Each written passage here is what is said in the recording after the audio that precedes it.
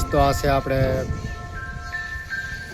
જય દ્વારકાધીશ તો આ છે આપણે જાફરાબાદ તાલુકો તો પણ કામે ચાલુ છે. તો આપણે આ જાફરાબાદ તાલુકો અને આ બધું આપણે મીઠાનું શું કહેવાય મીઠાના કારખાના જો આવી રીતે મીઠું બને છે અહીંયા. તો જો મિત્રો આ બધું જો આ બધા મીઠાના કેરા બાંધેલા છે. જો તમને ઝૂમ મારીને બતાવી દઉં છું. જો આ બધા મીઠાના કેરા બાંધેલા છે મસ્ત મજાના, કાંઈ ઘટે નહીં. તો આપણે આવી ગયા છીએ જાફરાબાદ તાલુકામાં, જે કામ હતું થોડુંક એટલે. તો જો આપણે આ જાફરાબાદ આખું સિટી કહેવાય છે મોટું, કાંઈ ઘટે નહીં. અહીંયા પણ આપણે કામ ચાલુ છે જાફરાબાદ તાલુકાનું. જો મસ્ત મજાનું, કાંઈ ઘટે નહીં. અને આપણે જાફરાબાદ છે પણ બહુ જોરદાર ભાઈ. જો આખો જાફરાબાદ છે,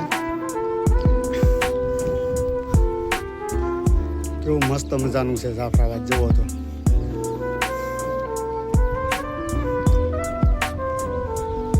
જાફરાબાદ મસ્ત મજાનું. આ બધા આપણે મીઠાના શું કહેવાય મીઠાના કેરા બાંધેલા છે. એટલે આ ખારું પાણી છે, આ ખારું પાણી ભેગું કરે એટલે આનાથી મીઠું બની જાય છે.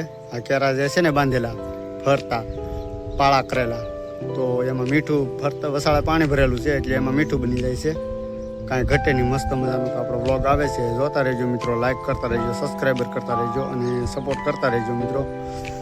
તો આ બધા આ કેરા બાંધેલા છે જ્યાં સુધી તમને દેખાય ત્યાં સુધી. તો આ બધું મીઠું બને છે. જુઓ આ બધું મીઠું બને છે.